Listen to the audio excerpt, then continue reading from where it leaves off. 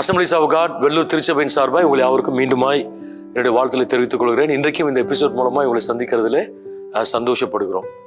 இன்றைக்கு இந்த ஸ்லோத்ஃபுல்னஸ், சோம்பேறித்தனம் என்பதை குறித்து ஷார்ட்டா சில காரியங்களை சொல்ல விரும்புகிறேன். இந்த நோ யுவர் பைபிள் சீரீஸ் உங்களுக்கு நிச்சயமாக பிரயோஜனமாக இருக்கும் என்று நம்புகிறோம். ஷார்ட்டா சில காரியங்களை நாம் கற்றுக்கொள்ள நமக்கு உதவி செய்கிறோம்.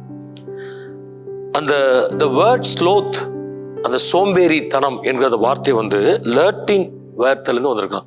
அசிடியா, தட் மீன்ஸ் வித்தவுட் கேர்.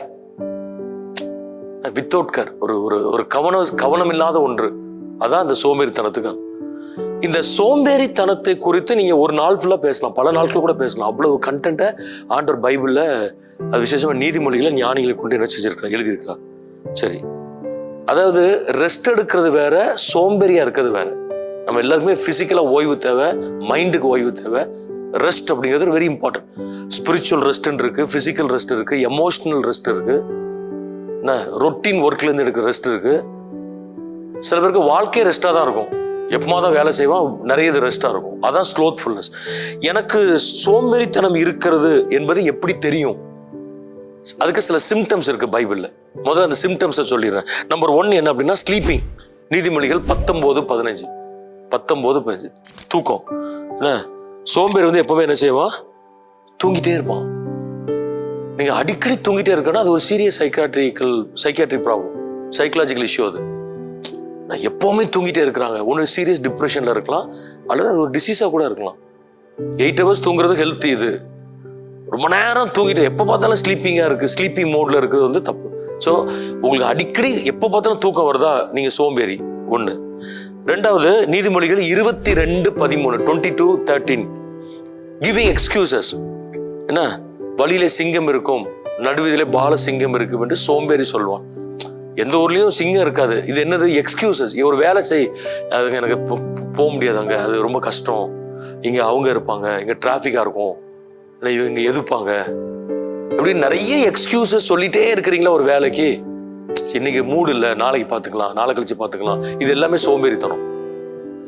3வது வந்து நீதிமொழிகள் 21:25 21:25 ரெஃப்யூசிங் டு ஒர்க். வேலை செய்ய மறுத்தல். அதான் வசனம் அழகா சொல்லுது, நீ சோம்பேறியுடைய ஆசை அவனை கொல்லும். The desire of the lazy man kills him. அவனுக்கு நிறைய ஆசை உண்டு, but he refuses to labor. வேலை செய்ய கஷ்டப்படுறான். பைபிள் வந்து பாருங்க, கடின உழைப்பு தான் முக்கியப்படுத்துது. வேலை செய்யுங்கிறார் ஆண்டவர், ஒர்க் ஹார்ட். அப்ப நம்ம என்ன செய்யக்கூடாது? சோம்பேறித்தனத்துல நம்ம என்ன செய்யக்கூடாது, இருக்கக்கூடாது. நீதிமொழிகள் 24:30 24:30-31 லீவிங் டாஸ்க் அன்பினிஷ்ட். ஒரு வேலையை முடிக்காம விடுறது. நான் சோம்பேறியின் வயலை கடந்து போனேன், இதோ அதெல்லாம் காஞ்சரி மூடி கிடந்தது. நீங்க how you started the work is not important, how you finish it. ஒரு வேலை நம்ம செய்யறோம், அதை எப்படி முடிக்கிறோம், பாதியில விட்டுட்டு போகக்கூடாது. ஒரு வேலையை பாதியில் என்ன செய்யக்கூடாது, பாதியை முடிச்சு நீ யாரா பண்ணு அப்படிங்கிற அந்த ஆட்டிடியூட்ல வரக்கூடாது. அது சோம்பேறித்தனம். நீதிமொழிகள் 6:6-10 வாசிங்க. Chapter 6 verses 6-10 மிஸ்ஸிங் தி ஆப்பர்ச்சுனிட்டிஸ். மிஸ்ஸிங் தி ஆப்பர்ச்சுனிட்டிஸ், வாய்ப்புகளை தவற விடுதல். ஆண்டவர் என்ன சொல்றாரு? போய் எறும்பினிடத்தில் அதன் வழிகளை கற்றுக்கொள். சோம்பேறிய go to the ant use sluggard அப்படிதான் சொல்றாரு. சோம்பேறிய எறும்பிட்டு போய் கற்றுக்கொள். அதுக்கு வந்து கேப்டன் கிடையாது, ஓவர்சியர் கிடையாது, அதிகாரம் கிடையாது. ஆனா அது புறப்பட்டு போகுது, கோடை காலத்துல ஆகாரங்களை சம்பாதித்து வைக்கிறது. ஸோ ஆண்டவர் வந்து பழமொழி சொல்லுவாங்களா, அது என்னது? Opportunities will knock our life once at a time. ஒரு தடவை தான் தட்டும். அது வாய்ப்புகள் வந்து எப்பொழுதாவது தான் கதவை திறக்கும் அப்படிங்கிறது கிடையாது. God will give us numerous opportunities, நிறைய கொடுப்பாரு. But if we keep on missing the opportunities, then doors will be closed. அந்த வாய்ப்புகளை பயன்படுத்தணும். ஊழியம் செய்யறதுக்கு வாய்ப்பு, குடும்பங்களை டெவலப் பண்ண வாய்ப்பு, ஒருத்தருக்கு நன்மை செய்கிற வாய்ப்பு, இதெல்லாம் நம்ம என்ன செஞ்சுட்டே வரணும், டெவலப் பண்ணிட்டே வரணும். ஸோ இது எல்லாமே என்னது? சோம்பேறித்தனத்திற்கான அடையாளங்கள். சரி, இப்போ இன்னொன்னு சொல்றேன். இந்த அடையாளம் கண்டுபிடிச்சு நீங்க சோம்பேறின்னு தெரியுது. இன்னொன்று நமக்கு தெரியணும், the results of slothfulness. சோம்பேறித்தனத்தினால என்ன விளைவுகள் வரும்னு நான் சொல்றேன் பாருங்க. பிப்ளிக்ல 1-2. முதல்ல பாவர்ட்டி, நீதிமொழிகள் 6:11, வறுமை வரும். அப்ப நீங்க ரொம்ப பினான்சியல் கிரைசிஸ்லயே ரொம்ப இருக்கிறீங்க. எல்லாருக்கும் பினான்சியல் கிரைசிஸ் வரும் போகும். ஒரு டீப் பினான்சியல் கிரைசிஸ் ரொம்ப வருஷமா இருக்க மாறல அப்படின்னா நான் சோம்பேறியான்னு பார்க்கணும். அண்டு நான் இதில் வேற என்ன பண்ணலாம், ஒர்க் பண்ணணும் எப்படினாலும் பண்ணலாமே, ஹார்ட் ஒர்க் எப்படினாலும் பண்ணலாம்.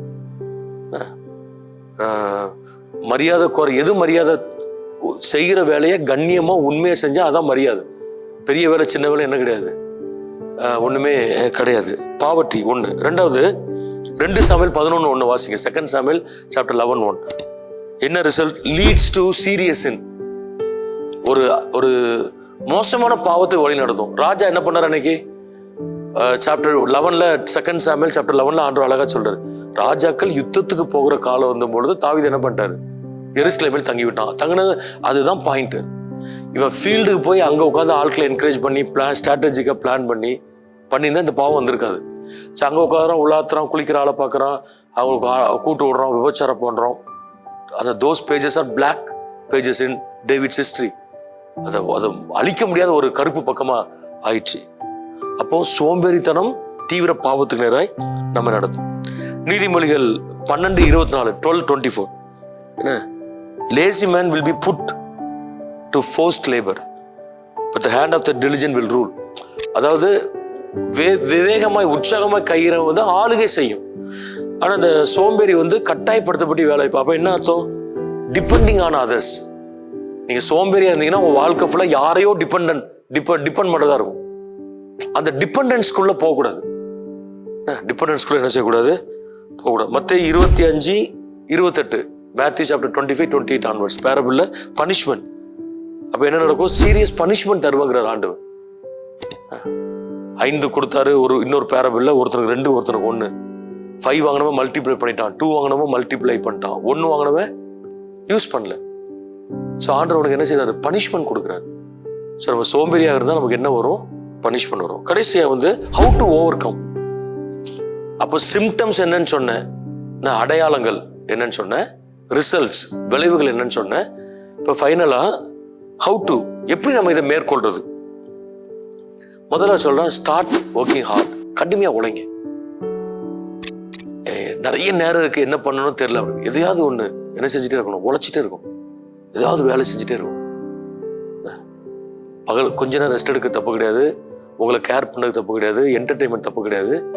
But work hard. ஏதாவது புது நிறைய நேரம் இருக்கு அப்படின்னா ஏதாவது லேர்ன் நியூ திங். ஒரு லாங்குவேஜை படிக்கலாம், ஒரு கலை, ஒரு ஆர்ட் படிக்கலாம், ஏதாவது ஒண்ணு உங்க கேரியருக்கு ஏற்ற அது ஒரு கோர்ஸ் படிக்கலாம். இப்பெல்லாம் டெக்னாலஜி எவ்வளவு வளர்ந்துச்சு பாருங்க. ஆன்லைன்ல எல்லாமே பண்ணலாம். நிறைய வெப்சைட்ஸ் இருக்கு. ஷார்ட் டைமா படிக்கிறது, ஃபியூ டேஸ்ல படிக்கிறது, ஃபியூ மந்த்ஸ்ல படிக்கிறது. So learn something and work hard. ஏதாவது பண்ணிட்டே இருக்கணும். 1. ரெண்டாவது, plan your time and break into small segments. நாளைக்கு என்ன பண்ண போறோம் அப்படிங்கிறது இன்னைக்கு பிளான் பண்ண, அட்லீஸ்ட் மைண்ட்லயாவது பண்ணணும். எழுதி வைக்கிறீங்கன்னா அல்லது கேலண்டர் பண்ணீங்கன்னா ரொம்ப நல்லது. என்ன பண்ண போறோம்னு தெரியலன்னா வெட்டியா இருப்போம். So plan your time. Plan your டைம்னா அதை பண்ணணும். 2 ஈவெண்ட்ஸ் கிடையாது. நீங்க டைரிஸை பார்த்துருக்கீங்களா? 1 ஹவருக்கு போட்டிருக்கும் சில பிளானிங் டைரி, 9 to 10, 10 to, சில டைரிஸ் ½ an hourலாம் போட்டிருக்கு. கொஞ்சம் அட்மினிஸ்ட்ரேஷன் இருக்கிற ஆட்களுக்கு கொடுக்குறது. அப்படி டைரிஸ்லாம் பார்த்துருக்குறோம். அப்போ 9 to 10 என்ன பண்ண போறேன், 10 to 11. Okay, 9 to 10 I'm getting, 8 to 9 I'm getting ready. 7 to 8 personal prayer time and 9 to 10 travelling அல்லது ரீச்சிங். இதுதான் பிளான் பண்ணணும். 8 to 9 என்ன பண்ண தெரியல, வெட்டியா உட்காந்துருப்போம். நம்ம வீணா உட்கார்ந்துருக்கிற நேரங்கள் பிசாசு பயன்படுத்துகிற நேரங்கள். அது என்ன செஞ்சிடக்கூடாது, மறந்துடக்கூடாது. Plan your time and break into small segments. சின்ன சின்னதா புரியுங்க. இந்த மைக்ரோ ஒர்க்னு ஒன்று இருக்கு, ஒரு கான்செப்ட். அதாவது 1 மணி நேரம் ஜோம் பண்ண முடியல, ஒரு 5 நிமிஷம் ஜோம் பண்ணுங்க. ஒரு நாளைக்கு 10 தடவை அப்படி 5 நிமிஷம் ஜோம் பண்ணுங்க. அரை மணி நேரம் உட்காந்து உங்களுக்கு பைபிள் வாசிக்க முடியல ஆரம்பத்தில். ஸோ 5 நிமிஷம் வாசிக்க ஆரம்பிங்க. இப்போ 5 நிமிஷம் மூடி வச்சுட்டு அடுத்த, அப்புறம் 1 hour விட்டு அடுத்த 5 நிமிஷம். இந்த ஃபிசியோதெரபிஸ்ட்லாம் என்ன சொல்றாங்க, அல்லது டாக்டர்ஸ் எல்லாம் என்ன சொல்றாங்க, ஒரே ஒரு பிரேக் கொடுங்க. 2 hours உட்காந்துட்டீங்களா, எந்திங்க, இப்படி கை காலெலாம் என்ன செய்யுங்க, ஆட்டுங்க, ஸ்ட்ரெச் பண்ணுங்க. அப்படிதானே? நல்லா ஸ்ட்ரெச் பண்ணுங்க, இது பண்ணுங்க. அதுதான். அதே போல தான் டைம்ல என்ன செய்யணும், சின்ன சின்னதாக பண்ணிட்டே வரணும். சின்ன சின்ன ஒர்க்கை நம்ம என்ன செய்யணும், பிளான் பண்ணிட்டே வரணும். மூணாவது நான் சொல்றேன், have small goals and try to achieve. நம்ம கோல்ஸ் வந்து ஸ்மார்ட்டா இருக்கணும், அச்சீவபிளா இருக்கணும். பெரிய கோலை வச்சுட்டு நான் 10 நாள்ல பைபிளை முடிப்பேன் அப்படின்னா இவன் ஒரு புக்கை கூட முடிக்க மாட்டான், ஜெனிசிஸ் கூட படிக்க மாட்டான். நான் என்ன சொல்றேன், ஓகே இந்த வருஷத்துல அட்லீஸ்ட் வருஷத்துக்கு ஒரு தடவை ட்ரை பண்றேன் பைபிள் வாசிக்க. 1 year பிளான் அல்லது 6 months பிளான். 19 hours படிச்ச ஆட்கள்லாம் இருக்கிறாங்க, 50 daysல படிச்ச ஆட்கள்லாம், 19 daysல படிச்ச ஆட்கள்லாம் இருக்கிறாங்க, 50 daysல படிச்ச ஆட்கள்லாம் இருக்கிறாங்க, வயசானவங்கலாம். ஸோ நீங்கள் ஒரு கோல் வைங்க. ஓகே, நான் ஒரு 6 மாதம் அல்லது 1 வருஷம்னா அப்போ 1 மாதத்துக்கு என்ன, 1 மாதத்துக்கு இத்தனை புக், 6 years டிவைட் பண்ணி இத்தனை சாப்டர்ஸ், 1180 சாப்டர்ஸ், 18 சாப்டர்ஸ் இருக்கு, டிவைட் பண்ணி இந்த 1 மாதத்துக்கு இத்தனை சாப்டர்ஸ் வாசிக்கிறேன். ஸோ இன்னைக்கு வாசிக்க முடியாது, 2 குறைச்சிருக்கலாம், பட் நாளைக்கு நான் கூட்டிக்கிறேன். எக்ஸாம்பிளுக்கு நான் சொல்கிறேன். இதை மாதிரி ஸ்மால் கோல்ஸ் என்ன செய்யணும், நீங்கள் வைக்கணும், வச்சு அதை ட்ரை பண்ணுங்க. 4வது, இந்த சோம்பேறித்தனத்தை மேற்கொள்ள என்ன பண்ணணும் அப்படின்னா, don't expect your self to be perfect. சில பேர் நான் பார்த்துருக்கேன், என்னைக்கு பர்ஃபெக்டாக பண்ணுறனோ அன்னைக்கு தான் செய்வேன் அப்படின்னா, அந்த பர்ஃபெக்ஷன் அப்படிங்கிற ஒன்று நம்ம வாழ்க்கையில் வரவே செய்யாது. So don't focus on perfection. Perfection மேலே போகாதீங்க. என்ன வருதோ செய்யுங்க, உங்களுக்கு பெஸ்ட்டாக செஞ்சு பாருங்க, வரும். வர வர நீங்கள் என்ன செஞ்சுட்டே போகலாம், நீங்கள் செய்யலாம். நிறைய பேர் வந்து இது பண்ணுங்க, இல்லை நாங்கள் வெயிட் பண்ணுறோம், நாங்கள் பண்ணால் பர்ஃபெக்டாக, பாவங்கள்லாம் விட்டால் தான் ஞானஸ்தானம் எடுப்போம், இன்னும் கொஞ்சம் பைபிள் படிச்சுட்டு தான் நாங்கள் செய்வோம். நான் ஸ்பிரிச்சுவல் பெர்ஸ்பெக்டிவ்ல சொல்றேன், இன்னும் இதெல்லாம் பண்ணு அதை அப்படின்னு சொல்லி அந்த ஆஸ்பெக்ட்ல நீங்க போகக்கூடாது. கவனச்சிதறல்களை நீங்கள் தவிர்க்க வேண்டும். நிறைய டிஸ்ட்ராக்ஷன்ஸ் வரும், பிசாசு வந்து நம்ம டிஸ்ட்ராக்ட் பண்ணிட்டே இருப்போம். ஜோம் பண்ணும்போது டிஸ்ட்ராக்ட் பண்ணுவான், பைபிள் வாசிக்க பண்ணுவான், மினிஸ்ட்ரியில் பண்ணுவான், ஒர்க்ல பண்ணுவான், ஃபினான்ஸில் பண்ணுவான், ரிலேஷன்ஷிப்ல பண்ணுவான். அப்போ என்ன பண்ணணும், நெவர் ஃபோக்கஸ் ஆன் டிஸ்ட்ராக்ஷன்ஸ் வரும், இட்ஸ் காமன். அப்போ அந்த இடத்த அவாய்ட் பண்ணணும், பீப்புளை அவாய்ட் பண்ணணும், ஃபோக்கஸை வேற எங்கேயாவது என்ன செய்யணும், போகும்போது என்ன நடக்கும், ஆண்டவர் நமக்கு ஆசீர்வாதங்கள் என்ன செய்வார், கண்டிப்பா தருவார். ஸோ இந்த எபிசோட்ல சோம்பேறித்தனத்தை குறித்து சொல்லியிருக்கிறோம், சிம்டம்ஸ் சொல்லியிருக்கிறேன், விளைவு, காரணங்கள் அல்லது அறிகுறிகள், ரிசல்ட்ஸ், விளைவுகள், கடைசியாக how to avoid. ஸோ இதை நீங்க நல்லா கேளுங்க, திரும்ப கூட கேளுங்க. சோம்பேறித்தனம் அப்படிங்கிற ஒரு கட்டுக்குள்ள இருந்தீங்கன்னா கர்த்தர் அதை என்ன செய்வார், உடைச்சி கொன்றுவார். இன்ஆக்டிவா நீங்க ஆயிட்டீங்கன்னா ஆண்டவர் என்ன செய்வாரு, அதை உங்களுக்கு திரும்ப ஆக்டிவ் மோடுக்குள்ள கர்த்தர் என்ன செய்வாரு, கொண்டு வருவார்.